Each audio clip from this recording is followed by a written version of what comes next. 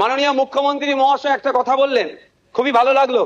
আমরা যারা একাধিকবার বিভিন্ন দপ্তরে লেটার করেছি, ন্যূনতম রেকগনাইজ আমাদের লেটারকে করা হয়নি, ইনক্লুডিং চিফ মিনিস্টারের কাছে।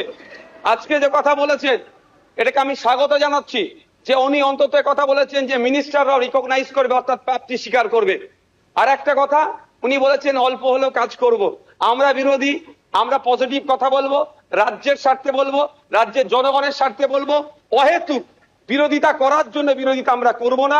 সুতরাং মুখ্যমন্ত্রী মহাশয়কে বলবো, অল্প নয়, আমরা যেগুলো আর্গুমেন্ট করব, আমরা যে ডিমান্ড গুলো রাখবো, ব্যক্তি স্বার্থের জন্য নয়, মানুষের স্বার্থে, নির্বাচিত হয়ে এসেছি তাদের স্বার্থে, সেগুলো আপনি পুরোপুরি যদি আমাদের জন্য, বাংলার মানুষের জন্য করেন, আমরা আপনার কাছে অবশ্যই কৃতজ্ঞ থাকবো।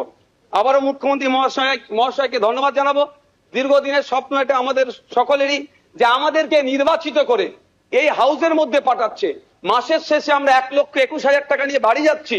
আমরা সেই জনগণের জন্য কি রোল প্লে করছি, কি বক্তব্য দিচ্ছে হাউসের মধ্যে?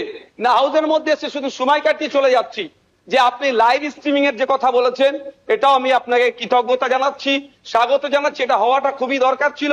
বাংলার মানুষ অন্তত আগামী নির্বাচনগুলোতে তাদের জনপ্রতিনিধি হিসাবে কাদেরকে চুজ করবে, কেমন মানুষকে পাঠানো দরকার, তারা যেখানে বাংলার আইন তৈরি হচ্ছে আগামী 5 বছর বাংলার শিক্ষা, স্বাস্থ্য, কর্মসংস্থান থেকে শুরু করে কৃষকের রুজি রুটির প্রশ্নে, প্যারা টিচার থেকে শুরু করে বিভিন্ন ক্ষেত্রে সমকাজের সমবেতন নিয়ে, এক কথায় আগামী 5 বছর বাংলা কিভাবে চলবে, বাংলার মানুষের স্বার্থে কি আইন তৈরি হচ্ছে, আইন পজিটিভ, একটু ছোট করুন।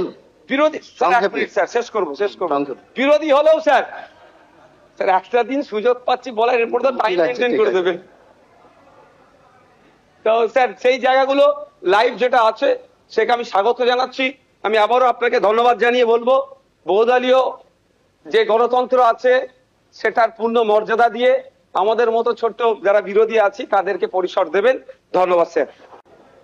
এখন অল ইন্ডিয়া সেকুলার ফ্রন্টের শ্রী মোহাম্মদ নওশাদ সিদ্দিকীকে তার বক্তব্য রাখার জন্য অনুরোধ করছি।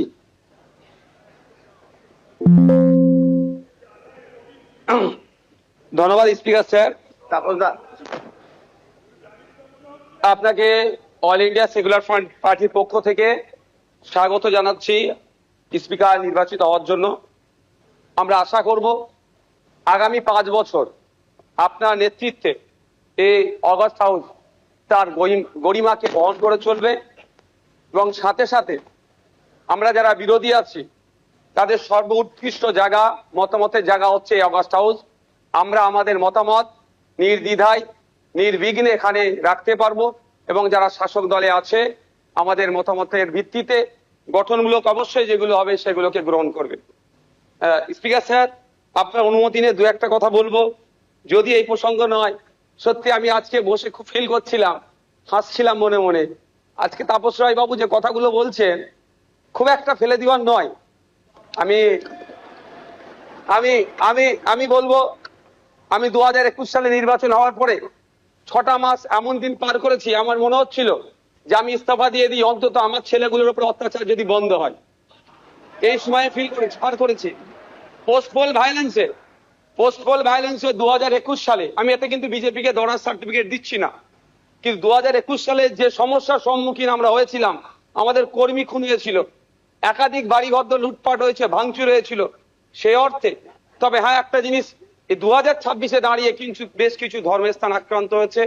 মাননীয় মুখ্যমন্ত্রী মহাশয়কে এবং বিজেপি যারা আছে তাদেরকে বলবো সেইগুলো আপনারা লক্ষ্য রাখবেন, সেগুলো লক্ষ্য রাখবেন।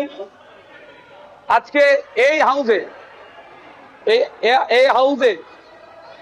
হাউসে যে কথা চালাচালি হচ্ছে, আমি বসে বসে ফিল করছিলাম সময় গিয়েছে আমাদের বক্তব্য, বিরোধীদের বক্তব্য শাসকের পছন্দ হয়নি, চিৎকার করে বন্ধ করে দেওয়া হয়েছে। এই হাউসেও কিন্তু 21 থেকে 26 আমরা দেখেছি। আমরা আশা করব ওই দিনটা আসবে না। আমরা বিরোধী যারা আছি গঠনমূলক প্রস্তাব রাখবো, শাসক দল যারা আছেন তারা গ্রহণ করবেন।